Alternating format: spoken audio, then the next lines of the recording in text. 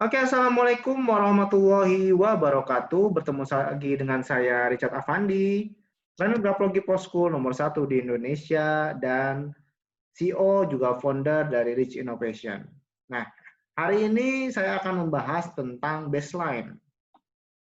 Baseline ini salah satu indikator yang cukup akurat ya, yang sering dianalisa gitu ya. Ini berhubungan dengan motivasi, daya tahan, dan vitalitas. Nah, hubungannya memang paling utama adalah dengan motivasi seseorang. Tapi jika diikuti indikator lain seperti tekanan yang kuat, itu juga berhubungan dengan daya tahan dan vitalitas, gitu ya. Nah, ini adalah bahasan basic dari grafologi. Jadi teman-teman yang bisa melihat video ini, teman-teman beruntung gitu ya. Ini salah satu bahan dari basic grafologi atau bonus dari buku yang teman-teman miliki. Dan link ini tidak saya sebar ke umum gitu ya. Oke, lanjut. Oke, sebelum kita mulai silahkan di like, comment, dan subscribe dulu gitu ya. Ini channel saya Richard Afandi agar teman-teman bisa dapat banyak update ilmu baru tentang grafologi, hipnoterapi, dan pengembangan diri juga psikologi gitu ya. Dan di channel saya ini juga banyak sekali membahas ilmu-ilmu yang berhubungan dengan psikologi, terutama tes-tes yang berhubungan dengan grafologi gitu ya. Bahan-bahan yang berhubungan dengan grafologi. Jadi jangan lupa untuk subscribe. Subscribe sekarang juga, oke? Nah, baseline ini hubungannya dengan tingkat motivasi. Baseline ini juga tidak sembarangan mengukurnya gitu ya. Untuk melihat baseline seseorang gitu ya, kita harus meminta orang tersebut menuliskan di kertas yang polos. Jadi standar sampelnya adalah kertas yang polos, bukan kertas yang bergaris. Kenapa harus kertas yang polos? Karena kalau misalkan dia menulis di kertas yang bergaris, maka kecenderungannya orang tersebut akan menulis menuruti garis pada tulisan. Sedangkan baseline itu adalah garis imajiner yang tercipta ketika kita menghubungkan bagian bawah tiap huruf atau kata. Jadi kalau misalkan kita bikin Richard, R-I-C-H-A-D gitu ya.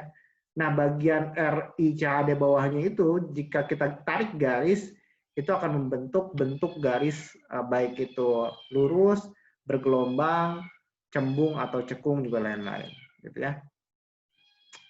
Nah, baseline ini juga berhubungan dengan motivasi. Gitu ya. Jadi, baseline ini memperlihatkan bagaimana seseorang mempunyai motivasi itu optimis, apa pesimis gitu ya. Terus juga kalau diikuti dengan indikator lain seperti tekanan primer gitu, itu akan melihat juga vitalitas juga daya tahan seseorang. Semakin tekanannya bagus, daya tahan dan vitalitasnya juga semakin bagus, diikuti dengan baseline yang menyanjak, wah itu tambah bagus lagi gitu ya.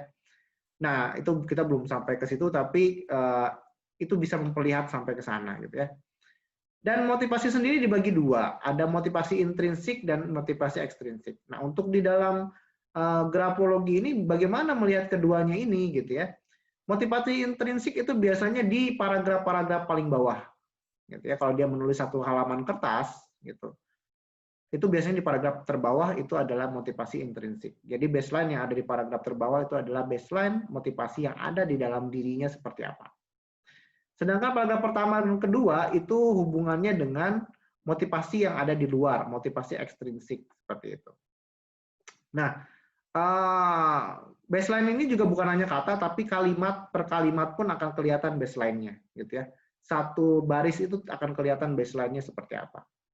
Oke, jadi di samping ini teman-teman bisa lihat itu ada baseline, contoh-contoh baseline, ada yang ascending ke atas, ada yang ke bawah, ada yang lurus, ada yang bergelombang gitu ya.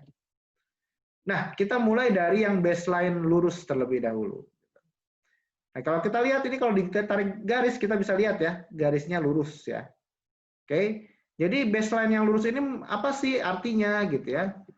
Baseline yang lurus ini berhubungan dengan stabilitas emosi. Orang yang rapi, seimbang, disiplin, dan ada kecenderungan kaku atau kurang luwes gitu ya. Jadi positifnya dia disiplin, dia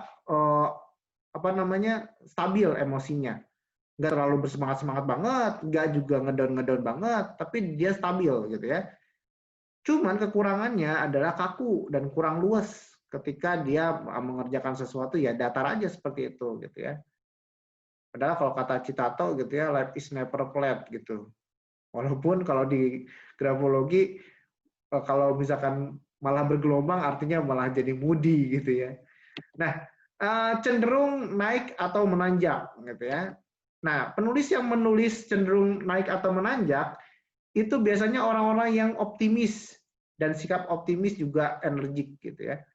Nah, ini yang paling saya temukan sering itu adalah bentuk yang menanjak ini ada di tanda tangan.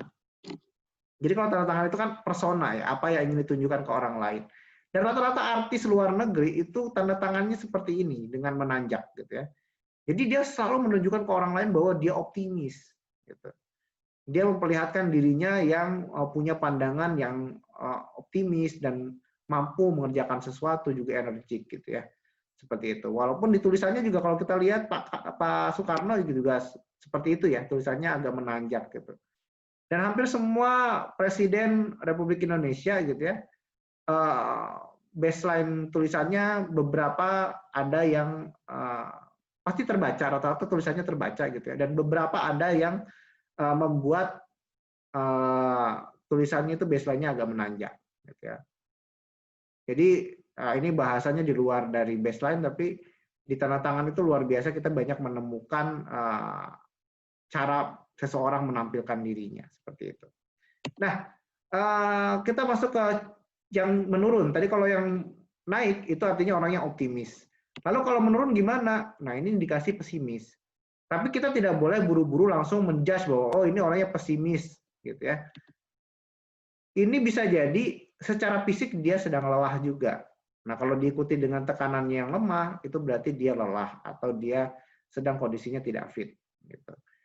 Nah, kalau ini turun ini ekstrim gitu, menukik gitu, dan ini berkali-kali di paragraf, di semua paragraf, bahkan ketika menulis 3 kali nulis pun sama gitu ya. Ini ada kecenderungan ke arah depresif gitu ya. Jadi kalau misalkan Anda menemukan rekan-rekan Anda yang menulis dan tulisannya menurun seperti ini dan berkali-kali dia menulis menurun, kemungkinan dia ada tertekan di dalam pikirannya gitu ya. Ada stresor yang harus dikeluarkan seperti itu. Jadi tugas Anda adalah mengajak dia untuk berbicara, untuk menguatkan lagi dirinya. Nah, kalau tadi lurus, naik dan turun. Nah, gimana kalau misalkan cembung gitu ya? Kalau cembung itu awalnya memiliki perasaan antusias yang kuat, tapi lambat laun menurun gitu ya. Ibarat orang habis dikasih seminar motivasi kan itu berapi-api gitu ya. 2 hari kemudian berair-air gitu ya. Jadi semangatnya di awal doang, lama-kelamaan semangatnya hilang gitu, semangatnya hilang gitu ya. Jadi kalau kata orang anget-anget martabak gitu ya. Ya kalau yang lain kan kurang enak gitu ya, enak martabak gitu, angkat-angkat martabak, jadi angkat-angkat di awal doang gitu ya, di akhirnya kurang greget gitu, seperti itu, memudar dengan sendirinya. Biasanya juga mengindikasikan adanya temperamen yang cepat muncul juga cepat menghilang gitu ya, kalau misalkan yang naik terus turun. Jadi di awal dia naik gitu ya, emosinya kuat, optimis, di akhir dia malah turun cenderungnya gitu ya. Nah, si baseline ini pun ini berhubungan dengan daya tahan. Daya tahan seseorang seperti apa? Kalau kita lihat dari awal paragraf sampai akhir paragraf gitu ya, dari awal baris sampai akhir baris gitu. Dia cenderungnya bagaimana? Kalau misalkan cenderungnya lurus, berarti dia daya tahannya cukup bagus. Cenderung naik, wah daya tahannya makin bagus. Tapi kalau misalkan turun, daya tahannya berarti kurang gitu. Cembung juga kurang. Gitu. Kalau cekung artinya apa? Nanti kita lihat ya. Nah, kalau cekung itu turun dulu baru naik. Ini indikasi penuh keraguan-raguan di awal bertindak gitu ya. Untuk mengambil keputusan, namun mampu diatasi dengan kegigihannya dan biasanya dia langsung melonjak ke atas gitu ya. Jadi tipe-tipe yang membuat baseline-nya cekung itu tipe-tipe yang butuh dipanasin dulu. Tapi ketika sudah panas, dia luar biasa gitu ya. Nah, yang terakhir adalah eratik atau bergelombang. Nah, bergelombang ini hubungannya dengan kontrol perasaan yang belum optimal, suasana hati yang masih labil gitu ya. Kalau bahasa awamnya itu moody gitu, orangnya moodian. Gimana mood gitu. Moodnya kadang-kadang berubah gitu. Kalau misalkan ekstrim juga ini bisa indikasi ke arah bipolar gitu ya. Dan pendiriannya kalau misalkan orang-orang yang menulis bergelombang seperti ini biasanya mudah berubah, gampang berubah ya. Seperti itu. Jadi ada kurang lebihnya ada beberapa jenis ya. Untuk baseline ada naik, ada turun, ada lurus, ada cembung, ada cekung dan bergelombang. Oke. Itu saja, walaupun masih ada beberapa jenis yang kadang-kadang jarang untuk ditemukan, seperti bentuknya seperti menaik atau tangga gitu ya, atau menurun juga step tangga gitu, atau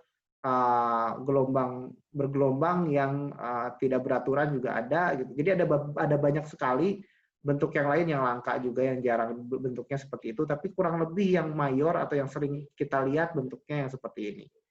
Oke, itu saja, semoga bermanfaat untuk Anda. Saya Richard. Assalamualaikum warahmatullahi wabarakatuh.